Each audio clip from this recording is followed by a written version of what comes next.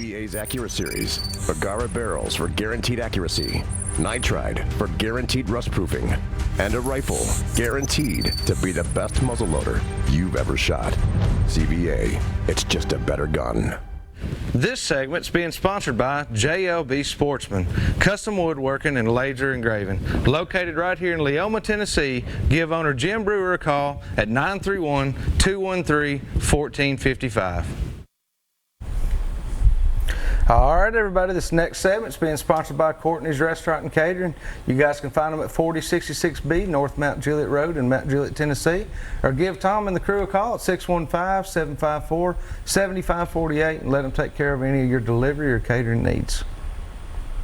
All right, welcome back to the studio. Again, I've got my friend Dude Maddox in here with us tonight, and been just really trying to pick his brain. We're going to leave the phone lines open for you guys if any more of you have some questions for Dude.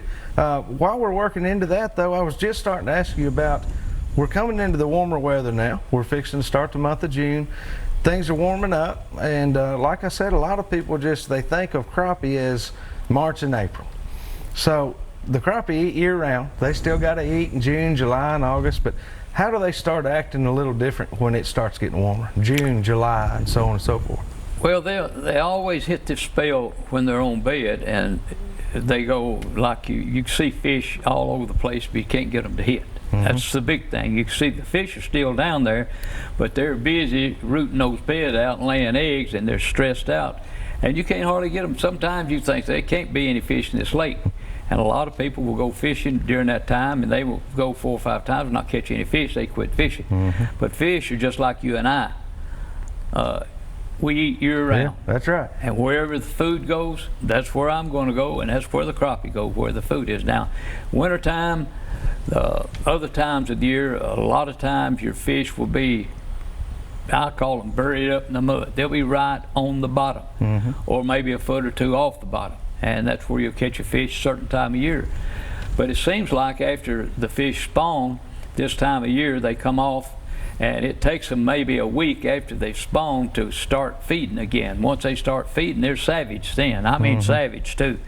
And they seem to suspend. You catch a lot of fish suspended, opposed to where you catch them down in the structure earlier right. in the year. After spawn, it seems to me like most of the time you'll see fish way up high. Mm-hmm. And today I caught fish 4 feet deep over 15 feet of water. Right. So they suspend up over the top of those things. Of course, they look like they've been through World War II with all the scars on them, but they come off hungry and at this time of year. Yeah, they hadn't been eating very much, so they're ready to eat during that time. So they are lean and mean. Yeah, they are, and that's where your electronics and your graphs and things come into play. Because if you're just assuming those fish are still where they were a few weeks ago, you're dropping right past them. You know. Well, you do that, and the thing of it is that so many things have a effect on the fish. Now, Percy Priest, when I put in this morning, the lake was across the ramp. This rain we've had, the lake probably jumped up a foot to mm-hmm. a foot and a half. Yep. Now, when I put in this morning, I didn't put in till 11 o'clock.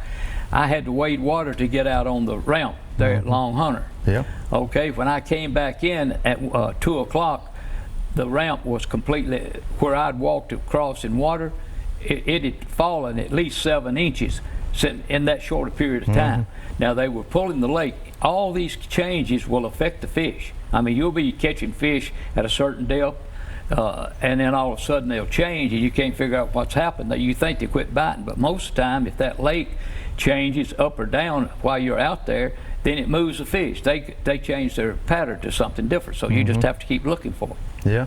How do they seem to react to a front? Say a cold front coming in. Do they seem to get more active at that point? Well, I used to think that when I bass fished years ago, I used to think that a cold front affected bass more than it did crappie.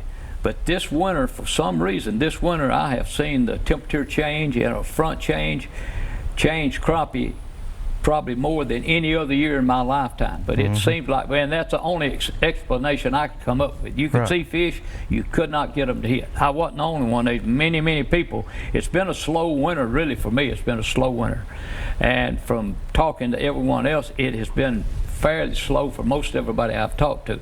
Now, you'll have good days and you'll have bad days, but on a whole, this winter's been a slow winter for me. You see fish down there, some reason just couldn't get them hit. Yeah. And I am a believer in changing colors and changing baits, and I still couldn't get them to hit. Yeah. So it's, I think the weather has had a bigger effect on the crappie this year than I've seen it in a long time. Yeah, it does seem to make changes It sometimes. does. I mean, you It know, does. just you never know what they're going to do next. And like you mentioned earlier, it's you might catch them on a 16th ounce pink jig today and a 32nd ounce chartreuse jig tomorrow, and you know, so on and so Well, forth. you know, I always know where fish are. Now, I heard a man make a statement that one time, Buck Perry at the Spoon Pluggers Club, and I thought the man had lost his mind. But I always know where the fish are.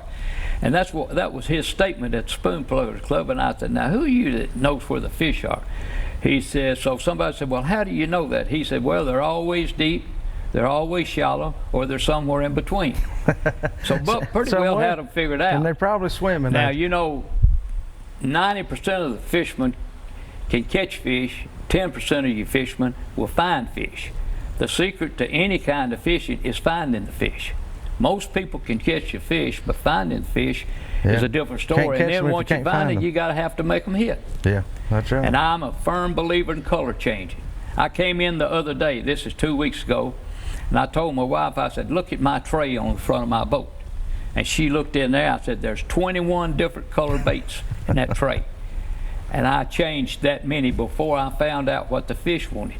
And she says, no way. I said, I'm telling you, I changed 21 times. And most of another philosophy to go by. First thing you do is go to where the fish are supposed to be. And if they're not there, go to where they're not supposed to be. And usually you'll find them in one of those two places. So it's a constant change, constant battle of trying to figure them out. Constantly on the hunt. Well, guys, I tell you what, we're going to take another quick break, and we'll come back. We'll have some more Southern Woods and Waters.